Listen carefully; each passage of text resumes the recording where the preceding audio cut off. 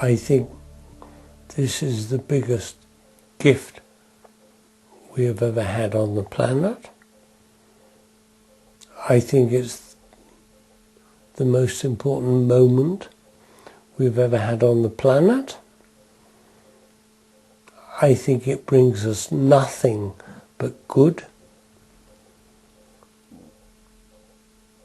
I think we should all sit calmly and accept the future, because we're in the middle of a dimensional shift right now.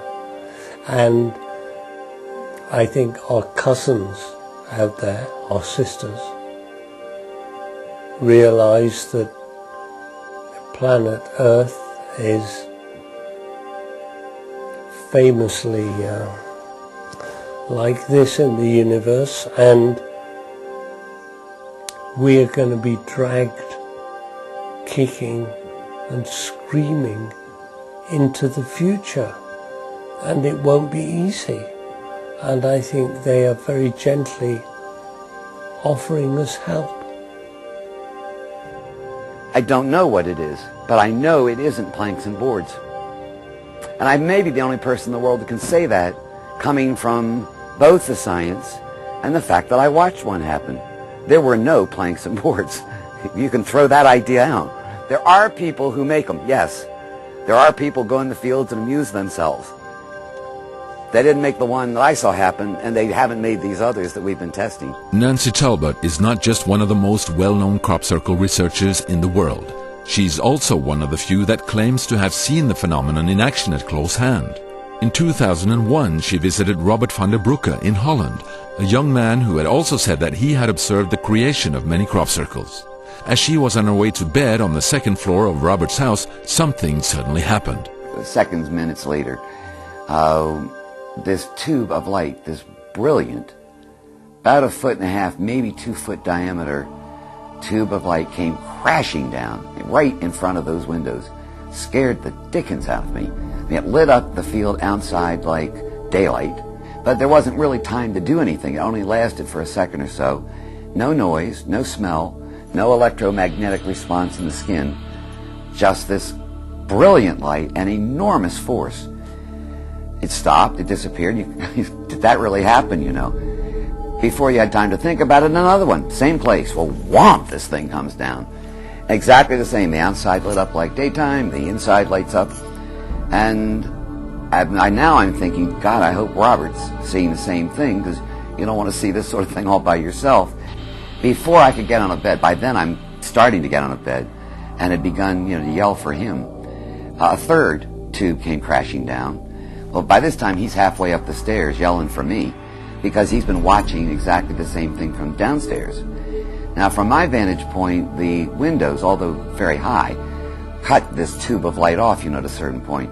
He was right next to the windows downstairs and could see considerably farther up in the sky. Neither of us saw anything in the sky from which these tubes of light could possibly have come. There was nothing up there. We went to the windows in the bedroom, looked up, saw nothing, went running downstairs we're getting ready to go out. And I was a little scared. I'm not brave. I thought, if another one of those things comes, I don't want to be underneath it. But Robert, he got brave and he stepped down and nothing happened to him, so I grabbed a flashlight. And we went right to the fence, which is about 85, 90 feet behind the house. And there in that field, right on the other side of that fence, and I think I saw steam. I'm not positive. I couldn't really tell because I was holding a flashlight. But I think I saw steam rising. And there was a brand new crop circle. And it wasn't just a circle. It was an ellipse, as a matter of fact, a very distinct ellipse with a long pathway going off on the northern end and a crossbar, like a capital letter T. And Robert and I it wasn't there earlier. We'd been right there earlier in the evening. And there it was. Nancy and Robert's experience can only be confirmed by themselves, even though it was clear that there was a pattern in the field of sweet peas the day after. Were they really witnesses to the phenomenon that creates all the genuine crop circles? Or was it just one of many variations of the phenomenon? Are there many different players of both normal and paranormal origin in the fields? Now, you've got to remember also that there are so-called man-made designs out there, but at the same point in time, I've come across them where I've gone in a few hours after they've arrived, and I found additions, and I've looked at it, and then I've spoken to some of them afterwards. They claim that they did it, and I said, okay, well, you did that, fine, let's see the evidence. And they produce all sorts of evidence, and then I'll say, okay, now what about this bit? They say, oh, we didn't do that bit. I said, well, if you didn't do it, who did? I said, we don't know. But it's human arrogance to think that we're the only intelligent life forms in the universe. There are others out there that have abilities way beyond what we're capable of doing. Now, just because we can't see it doesn't mean to say it isn't there.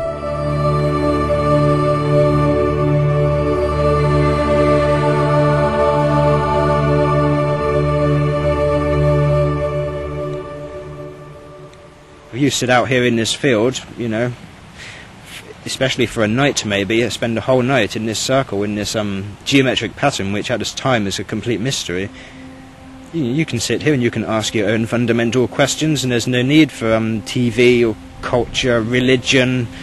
You know, it's like a personal little church for a night, and you know, it's actually very healthy, and it certainly should be looked at very seriously before being ridiculed. Usually the ridicule is stemming from fear rather than fact. Personally, I think the message of the crop circles is really important, and I think they are one of the most important things happening on the planet at the moment. I think they speak of Earth changes. I think they speak about changes about human evolution. I think we're being stimulated and pulled forward to consider all kinds of possibilities for the fact that the reality which we perceive at the moment is not in fact the entire reality at all. It is entirely our free choice to give attention to these things. If they wanted to interfere, they would knock out our computers and our electronics and things like that to really give us a shock, you know. But they're not. They're doing it in the middle of fields, and it is entirely our choice to give these things attention. And even when that's the case, they're not giving any really clear answers. They're saying, form your own conclusions. What are your ideas on this? How do you respond to this? And so they're not interfering. They're more like very enlightened grown-ups working with kids. And, you know, and when you're teaching a child, it's best not to say, don't do this and do that. You know, that doesn't really educate a child. It's much better to give a child educational opportunities where they can become aware of the situation and make their own choices, you know, and you've got to set up that experience in a way where the child will figure it out well for themselves, and that is a real education. Each year you get people saying they're all man-made, they must be a hoax, but equally there's people who refuse to accept that and say, no, this is something which must be investigated more, it's very important. And so what we've found with the crop circles is it has created a whole forum for debate over the nature of reality. There's been nothing like it in modern history, and this whole adventure about arguing between the skeptics and the believers has created this magical space in the middle where we can discuss anything about what the universe is, and all because of these strange patterns appearing in the fields. But we don't actually know where they come from. One of the finest, most beautiful and original art forms of modern times, still totally mysterious. Is this a process of advanced communication? Or a course of re-education, beginning with the symbols of sacred knowledge and wisdom? Is the truth to be found up there? Or maybe down there? Or inside us? Or maybe beside us in another dimension? Anyway, it's going to be very interesting to see where this is going to take us.